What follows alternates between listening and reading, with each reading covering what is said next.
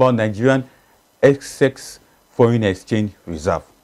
What is happening in Nigeria right now is that Nigerian foreign reserve has surged with over 40.7 billion as of August 2025, largely propelled by increased forex inflow resulting from Central Bank of Nigeria reforms and modest rise in crude oil output. According to the latest data released by the Central Bank of Nigeria, gross external reserve were at $37.934 billion as of April 30, 2025, climbed to $38.298 billion as of May 14, and have since then continued to grow to the current level of $40.7 billion. This steady accumulation of the reserve is attributed to the positive effect of economic reform instituted by the Central Bank of Nigeria, along with decline inflation rate, falling commodity price, and sustained long-term stability of the Naira. This economic stability has brought multiple advantages to businesses, households, and broader micro indicators. Meanwhile, the foreign reserve have remained above the 40 billion mark for nearly 2 weeks in the month of August, closing last week at 40.72 billion, with sufficient capacity to cover for over 10 months of import needs of the economy of Nigeria. In retrospect, foreign exchange reserve in Nigeria averaged about $144.9 billion from 1960 until 2025, reaching an all-time high of $62081.86 million in recent time. However, according to Dr. Layemi Cardoso, Governor of the Central Bank of Nigeria, Nigerian external reserve continue to stand with over $40.7 billion.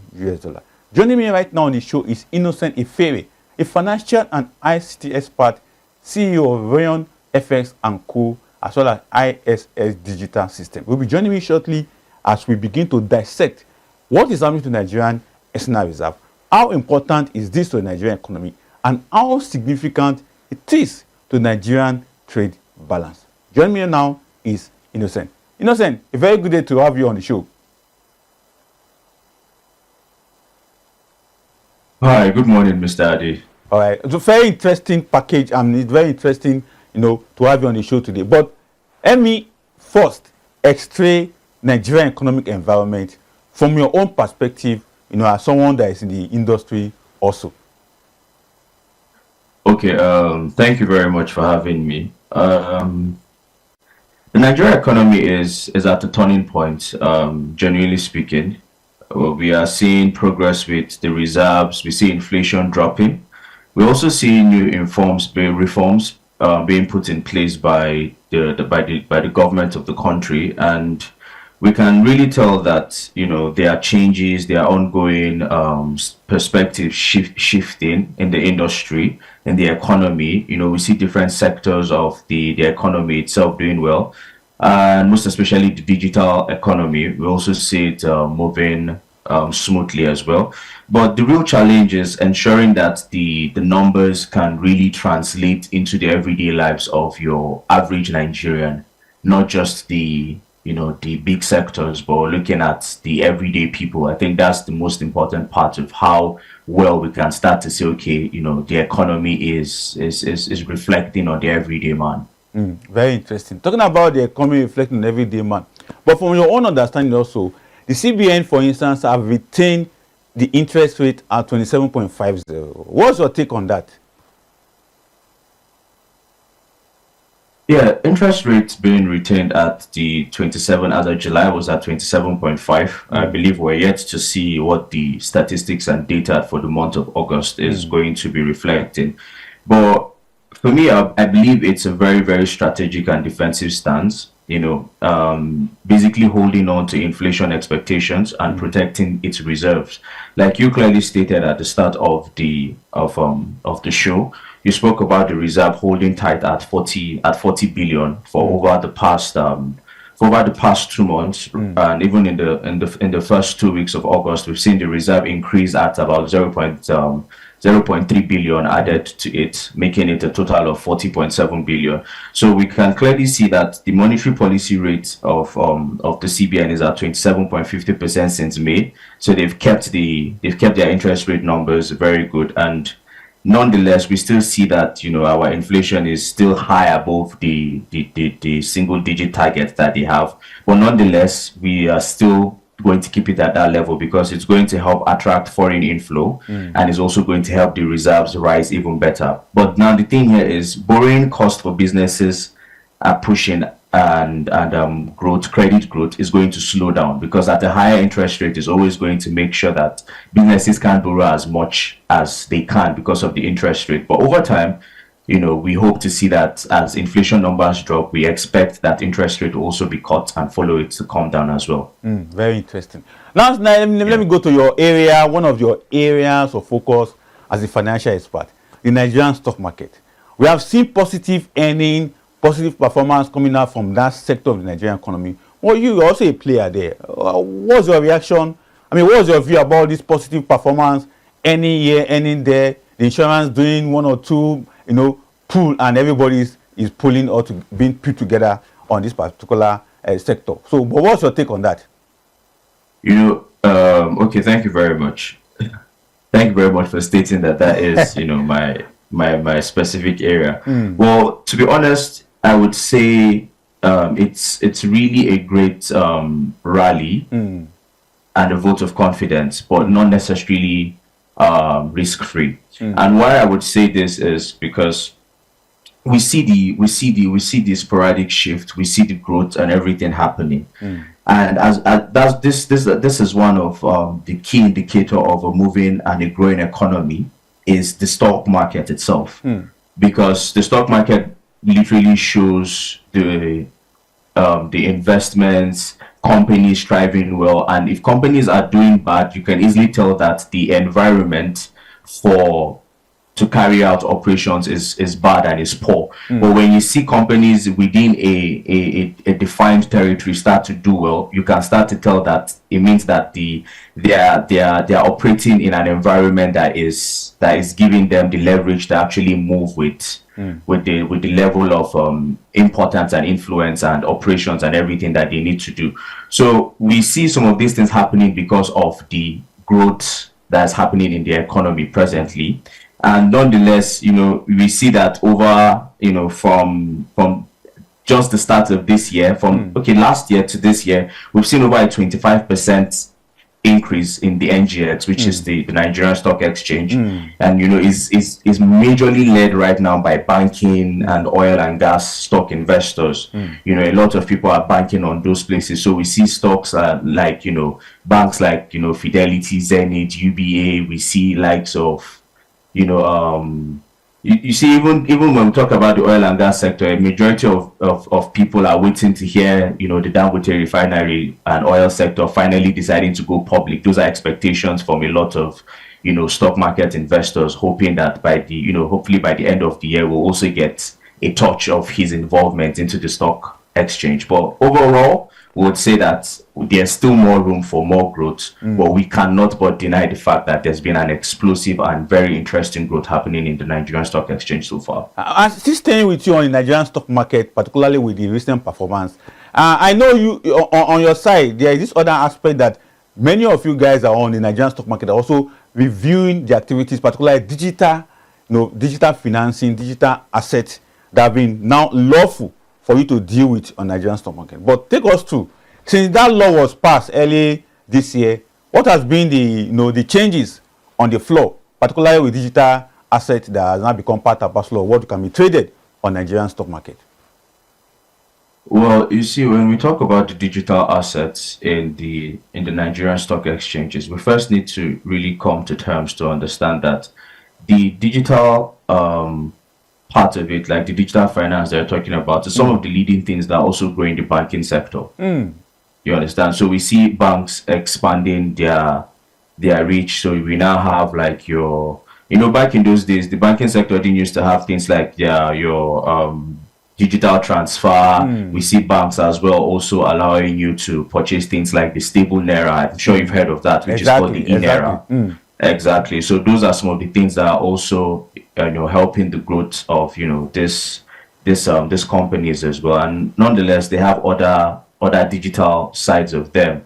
that also allow you carry out for at least now even with the upliftment of the ban on the foreign reserves as well. So we see that a lot of people have finally started to edge back into the banks for foreign reserves, making transactions with their cards and all of those things. So those are some of the boosts on the low ends that are also helping it.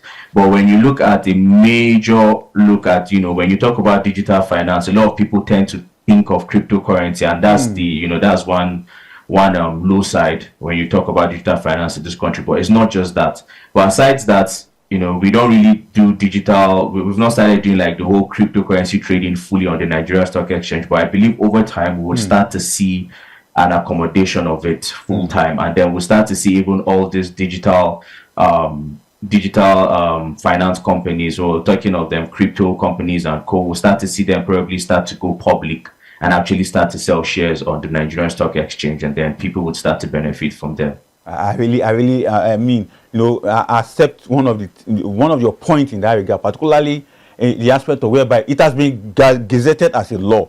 So most Nigerians who are interested in dealing with cryptocurrency as one of their digital assets in the Nigerian stock market will have the opportunity to do that. Because President Bola Ahmed Tinubu, one of the key manifesto of his policy economy to the Nigerian youth when he was campaigning was that it will ensure that youth are carried along in digital financial space of Nigeria. And that's why he signed that law into play, the NSIA law of Nigerian stock market. But let's take a look at the bulk of our discussion to talk about the Nigerian foreign exchange reserve. When you heard that the reserve has increased to 40.7 billion US dollar, what was your reaction, Innocent? What was your reaction?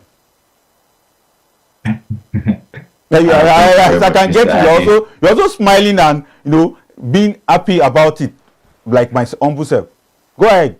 Honestly, it was a very it was a big confidence booster. It has been our strongest buffer in years. We're talking about over 5 years now, and we finally see the reserves crossing over 40 billion. So it was a very good confidence booster, and one of the major things that a good reserve would signal to you is something is happening.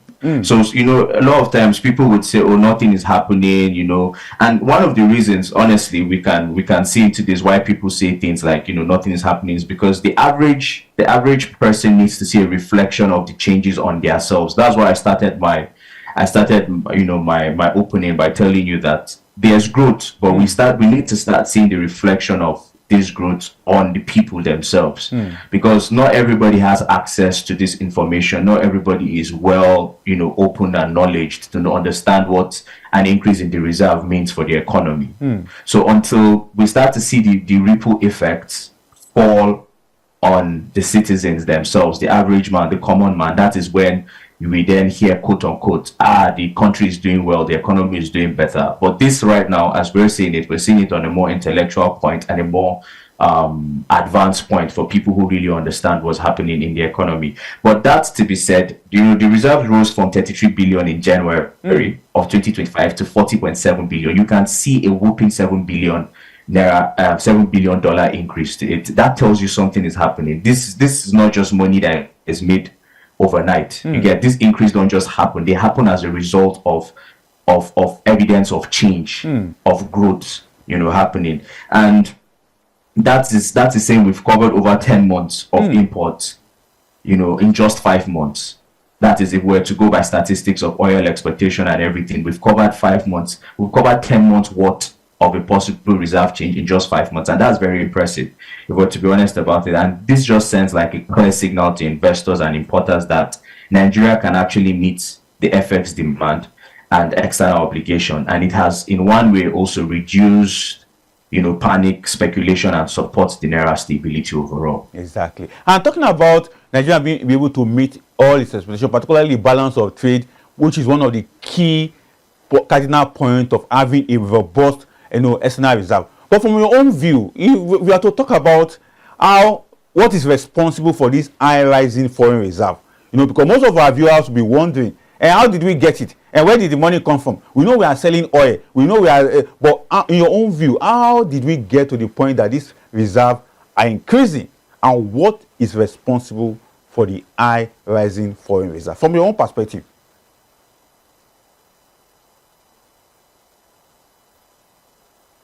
Okay, so can you hear me? Yeah, very well. I can hear you. Yeah, go ahead. Go ahead. Okay, thank you very much. So I believe a majority of people would credit it to the oil exports, but it's not just that. I believe it's policy credibility finally starting to pull in the dollars as well, because a good monetary policy combined to get out a good fiscal policy allows investors to actually look through. So investors sometimes don't only just look at the monetary policy, they try to also understand where the government comes in. So a combination of a good monetary policy and fiscal policy allows for investors to really tell, okay, this is not just an invitation for me to bring in money just with the gain of returns, but they can also see that the government supports what is going on. So if you have the government on your side also wanting to improve the economy, and you know they are going to do anything that is good and valuable for the economy, then it also increases investors confidence. But nonetheless, if we're going to pay attention to data, we can also see that the oil production has really improved. We've seen the oil production improve from 1.35 million barrels per day in 2024 and has grown up to 1.67 million barrels per day in 2025. And this also cannot be ignored as a major contributor to why the reserves have gone up as well. We also see that portfolio inflows have increased, with Nigeria offering some of the highest yields in Africa right now. We have our bonds and our treasury bills and bonds yields are like one of the best in Africa right now. And we also have the FX reform, which is willing buyer, willing seller, and it has also restored a lot of investor trust. But the difference right now is this time is a diversified inflow base. So it's not only oil, but we also need remittance and capital markets, and that is some of the things that the present administration are currently on, and they've so far have been doing a great job about that. Exactly. Now you made mention of remittance in the form of money coming from our brothers and sisters abroad. I think one of the data that CBN have been able to display, particularly for the year 2025, was that over 20 billion naira, 20 trillion naira per se have been recorded as remittances coming from our brothers and sisters, who are in US, in UK, and the rest of them. In your own view, how significant is remittances of this to the Nigerian external reserve? So I would want to answer that question, but I believe I think it's about 25 billion annually. Okay. All right. It has remained strong at about 25 billion annually. But let's put it this way: see, no matter where we are, there's still a national identity. And the national identity is that we are Nigerians. And every Nigerian, I believe, wants to see the best and the betterment of Nigeria. So remittance is not only just be money coming in, but also Nigerians in diaspora constantly wanting to invest back in their own country. That is how a country grows. If you can see greener pasture and still put back into it. So the remittances are also a good contributor, into the country, investments and everything, and they are very important, and we cannot negate the effect of it on the long run. So it is very important. Very interesting. But let's quickly take a look at issues around the foreign reserve that we are even talking about, because in the Nigerian economy balance, once we have this kind of positive earning, positive performances, we can't rule out the challenges that come from it. Currently, CBN under Dr. Yemi Cardoso, came up and said the 41 items that the former CBN governor ruled out not to assess FX need to come back. And some economists have indicated that most of these FX that were given some of these 43 items that can be locally produced need to be left out of this excess in terms of our export trade or import trade balance. But from your own understanding, do you still think that we can still continue to sustain these 43 items, even though the CBN target, the current CBN target, is about $100 billion for our foreign reserve? So can you take that question again? What I'm asking is this: we have 43 items that can be locally produced. When they are being imported, and we know that once such products are being imported, they also cause deficit to our foreign reserve. So the question is that how can we manage this and balance these 43 items that we can be locally produced, as against not causing problem for our foreign reserve that we are building up gradually. You could recall in 2022-2023, the foreign reserve was less than $19 billion, but see how far we have been able to build it up to this level. So the challenge of not deficiting that reserve is what I'm asking with some of the locally produced products that are still being imported into the country. Well, you said something about trade balance while we were on the call. And the trade balance is one of the ways that you can really tell how the country's GDP is either increasing or falling. That's its gross domestic profit. And it's basically every country wants to hold a favorable trade balance. And that is one way you can increase your reserve. You can see exactly what's happening right now in, let's take for instance, the US with Donald Trump and the tariffs and everything. The main goal is for every country is to always want to make sure that they stand at a favorable point, meaning that you want your exports to be more than your imports. That's the one way you can hold more foreign reserve and spend less foreign reserve. But the more imports we have to do, it means that we are spending we're spending the more FX than we are supposed to be keeping.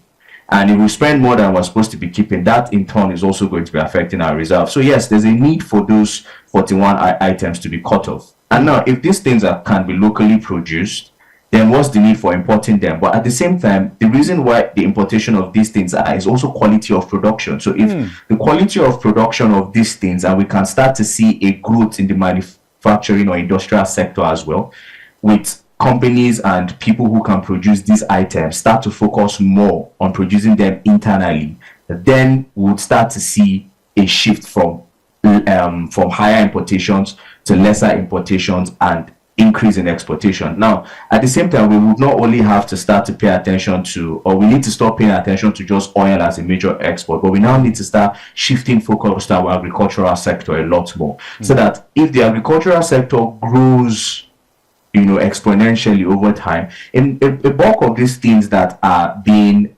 imported, that are still being imported, are things that can be created locally. And when you turn and look at them properly, you'd see that a majority of them are from the agricultural sector. So we need to get that increase in agricultural production and a major focus on that sector, and start to see how we can build more for domestic and also for export. That way we'll be able to reduce the ratio of exports and import, and over time we'll start to see that favorable balance, more FX into the country, less going out, more increase for the reserves. Exactly. The reason why I asked you this question is this.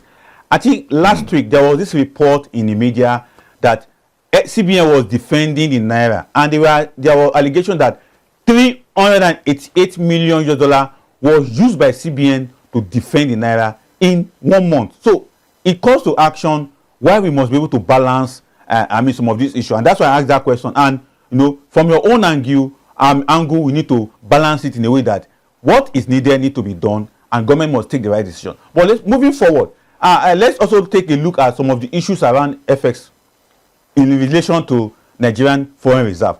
What has been your own reaction to the FX stability, particularly Naira stability? Because to the CBN, the current 40.7 billion has really support Naira in a way, so that we won't have issue of the black market running riot against the official market. But as we stand today, the black market and official market differences is less than 150 Naira compared to what we had before going forward. But from your own understanding, how significant is this to Naira stability in the Nigerian economy?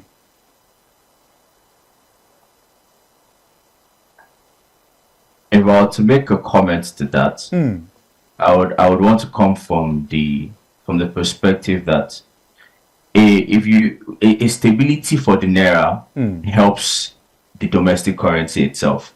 Not only that, but it helps protect the exchange for things like debt.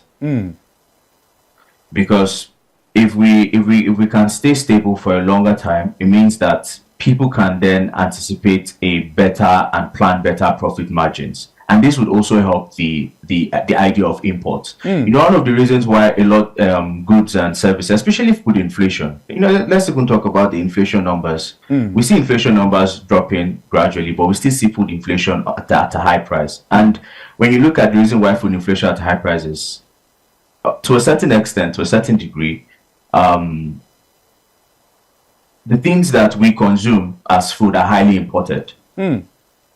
So keeping that naira stable and pegged to the dollar, it kind of helps the importation economy. So prices of goods and services can be more stable.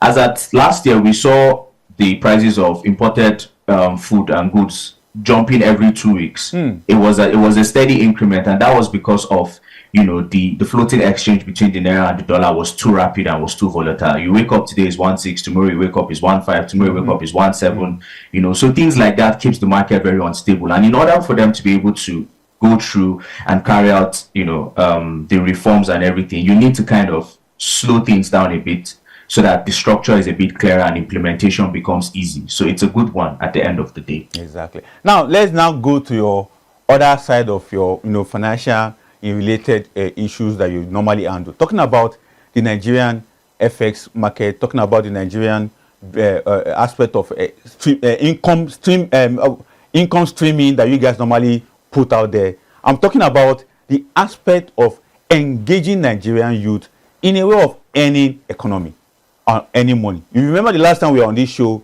we talked about how to empower our youth with various streaming income platforms, particularly the one that federal government have now approved for them, the digital asset perspective. But from your own understanding, how far can we ensure that we bring up this youth into this corridor of earning more money for themselves and being employed in Nigeria? Okay, thank you. So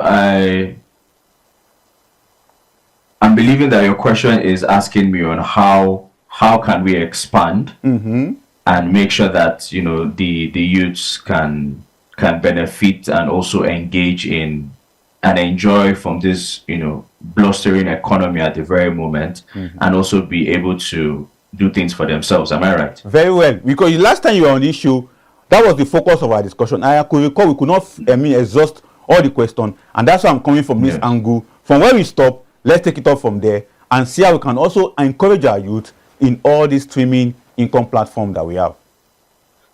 Okay, like I said the last time, I always would push education first and information.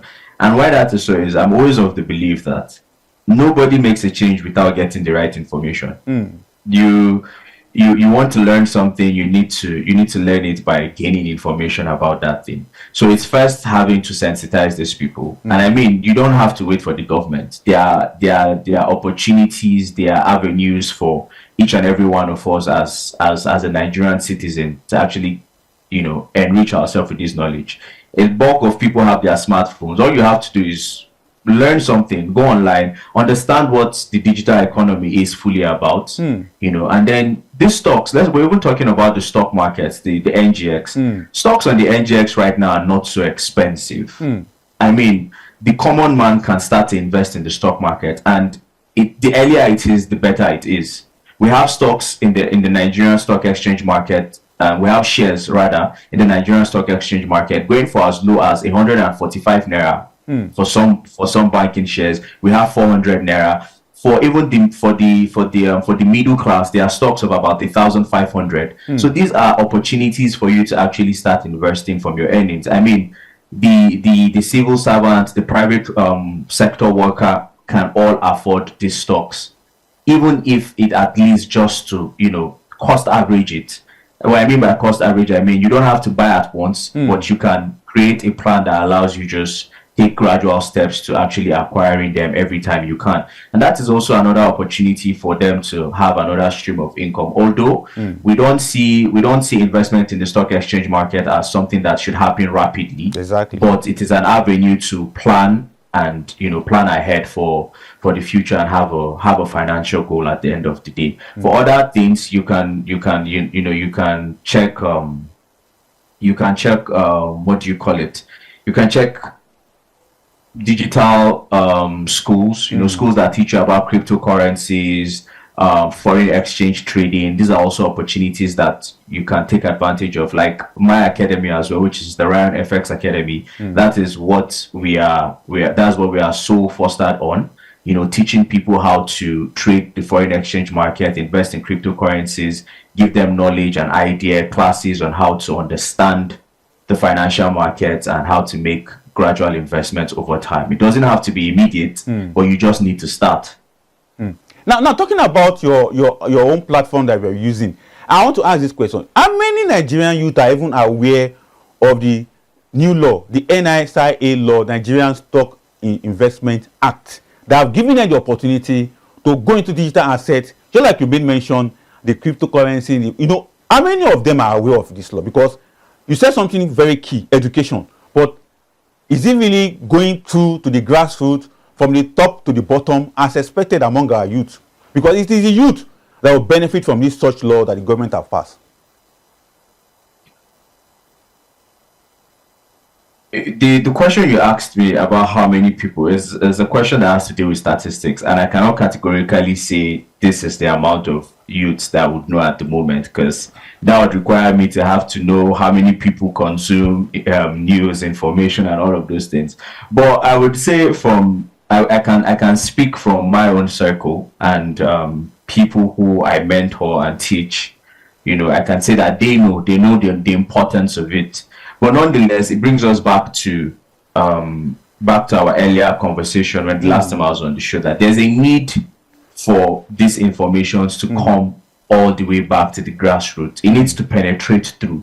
So this is where, you know, like I said, Nigeria is for everybody. Nigeria, if you're a Nigerian, Nigeria is your country. It is your responsibility to be able to make the country better. So this is where it's not everybody's responsibility. I mean, you know, people in the digital space, in the digital finance space, people in, you know, in the media, to constantly feed this information and make sure that it can pass across. So it shouldn't just be a one-time thing that is spoken about, but it can be something that is constantly, you know, discussed about, and this would also help people. So all of these things together is what can actually help them gain that information and knowledge.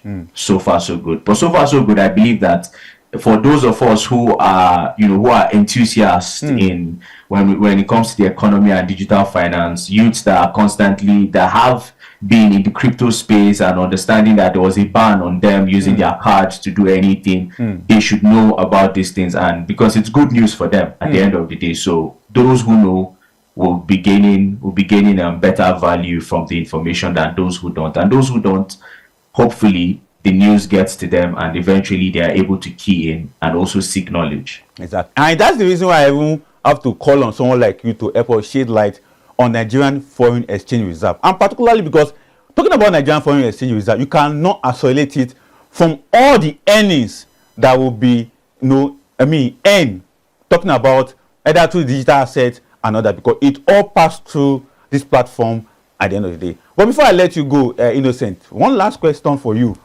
What would be your advice to the CBN on the issue of Nigerian Foreign Exchange Reserve? They need our advice. I won't say that they are not hearing us or they are not watching. Definitely they are listening and they are watching. But what would be advice to them? If I speak, I might be taken as extremely too humble. But the CBN is the monetary powerhouse for the country. And as much as I believe that I might have a thing or two to say, I believe that they are on the matter very well, and they've been doing a great job so far. I mean, change is not enacted in a day. Change is a process. It takes time, and for as long as there's continuous effort and intentionality towards it, they would get there at the end of the day. We're already seeing results from just 2025 and things that have stayed dormant for the past 2-3 years and looked like it wasn't changing have started to get better, and there's improvement. But what I would personally say is they can't, I won't say they can't, but my advice would be not to ease rates too quickly. Easing rates too quickly can affect the economy of the country, in the country, and even in terms of its effects and in its global stance. But in order for them to start to ease rates, there will be a need for us to see inflation break down. We need to see inflation drop lower. That would be one advice. And not just only inflation, but there will be a need for us to actually pay attention to the food inflation. And like we said, one of the things that would really help food inflation is actually seeing that our balance of payment, our balance of trade starts the edge in our favor. We need to start seeing favorable balance. We need to start seeing a cut off all these unnecessary importations. And another thing that I think would also help food inflation is a regularization and standardization of prices. They need to be more focused on the prices of goods and services for, you know, for the markets. I feel like these things are not of, they don't pay so much attention to them, you know, especially on a lower scale, not on the mid scale, obviously, on the lower scale, because that's where majority of this inflation is coming from, is Nigerians trying to take advantage of Nigerians. And then I think another thing that I can say is to strengthen the bank recapitalization to safeguard financial stability. That is also very important. And at the end of the day, it's all about consistency, credibility, and communication. So they can also leave, you know, transparency in the FX policy to make it very transparent, so people are aware. So we need to get like steady report data at every operation and every step that they are taking to actually make this thing better. So people know, it needs to be out there. Let people know that they are doing something, and also making it as digestible for the common man as well. Oh, exactly. That would really help. Innocent, these are laudable submissions from you, and I know the authority are keeping watch and listening to some of the things that you have said. Thank you so much for coming on the show today, and I want to say enjoy the rest of your day over there. Thank you very much. All right.